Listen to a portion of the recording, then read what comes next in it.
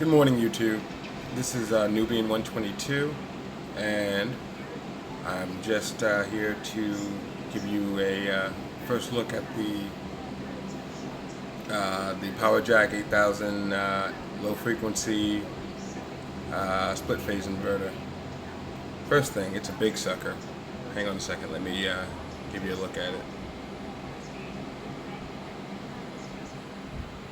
So this baby is absolutely tremendous.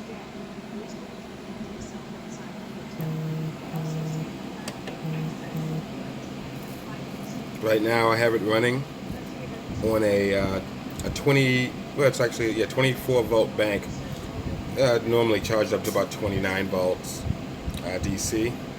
It's the extra cells that I had from building my Powerwall, so I took 7 of them and put them to use. They are very, very rugged batteries, and I want to see how they perform under heavy load.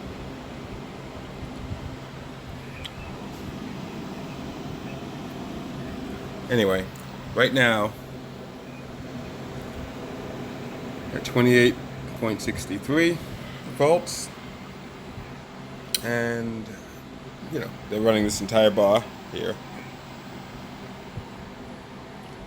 That's a refrigerator, freezer, charging up devices, power tools, pretty much everything on this bench.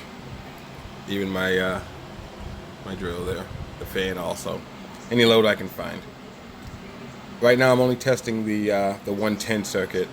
I haven't tested the 220 yet, but I will be doing that in a future video. But right now, let's see what we got. So here's the back side of the inverter itself. As you can see, it's dual fused. Has both inputs for the 110 direct wiring and 220, depending on what you want to use it for. It'll do the split phase if you want to take 2 hot legs and a neutral, which would allow the inverter to theoretically run both 110 and 220 circuits. I'll be testing that. There's a battery voltage regulator here, which I'm assuming is the charger portion of this guy, and I'm not using that yet, so we're not going to worry about that one right now. Has a 110 standard input there that you can plug in directly and charge up your battery if you don't have it hardwired in. These terminals are the ones that look like the inputs for the 220 circuit, 2 hot legs, so you can obviously run the heavier loads. Right now I'm just using their little universal 110 port to get what I need. But anyway, let's see what she tells us.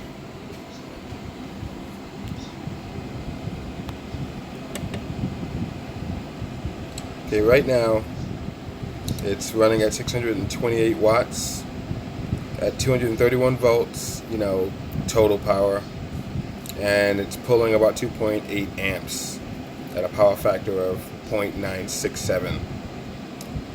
That's not bad for a load that's pretty much running, everything out here in my garage/shop.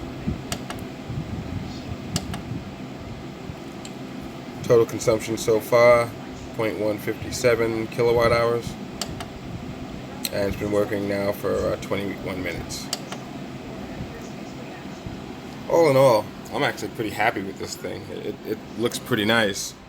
Has 4 terminals on the back side. See if I can get a look of it. 2 positives, 2 negatives. I'm gonna assume if you wanted to run, parallel battery banks, you could probably do that. Not something that I really have a need to do. This is just going to be a backup unit to my my Outback Radian 8 kilowatt, but I'm going to use it mainly to run a whole independent sub panel that will just be a critical load panel plus, basically. It'll have things on it that I don't want on the main. I just want like a dryer, like the oven. My oven's here 11. Electric. So I want those run on the inverter, and a couple of those kinds of loads that should basically only be used when, you know, need arises. So that should keep the battery banks pretty nice. I might even stick the well pump on there just to take it off the main inverter load, freeing up all the power for everything else. Let's see. I mean, so far, look, I hear nightmare stories about Chinese equipment. This is Taiwanese. It looks like it's made well. I haven't, you know, delved into taking it all apart yet to see how it operates and what it's made out of. But I'll get into that, you know, in a future video. And again, my Johnson Control battery bank. These guys are just, you know, quite amazing. You really can't beat the performance that you get out of these cells. Everybody loves the Tesla cells and all of that. But let me tell you something. You series up a group of these guys, you have enough power to last, you know, for a long time. And like I said, this is just a 24 volt bank. You know, my real bank is this guy over here.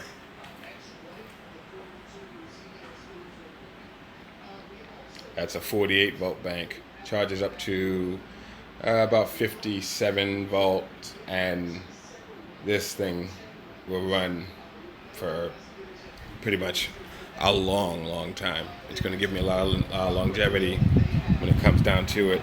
My idea is to run this system totally off grid with only very, you know, slight usage of the grid when absolutely necessary. But for the most part, my solar panels, I got 8.5 kilowatt of solar panel. It should generate at least 40 to 50 kilowatt hours per day. My total usage in this house is about, on average, 65 kilowatt hours a day. So I'm almost looking at trying to offset and even wipe that clean. You know, but, you know, we'll see where we go. Anyway, I just figured I'd give you guys a first look, and you know, let me know what you guys think, and subscribe to my channel. Give me a like if you like the video, thumbs down if you don't, and I look forward to future videos. Thanks, guys.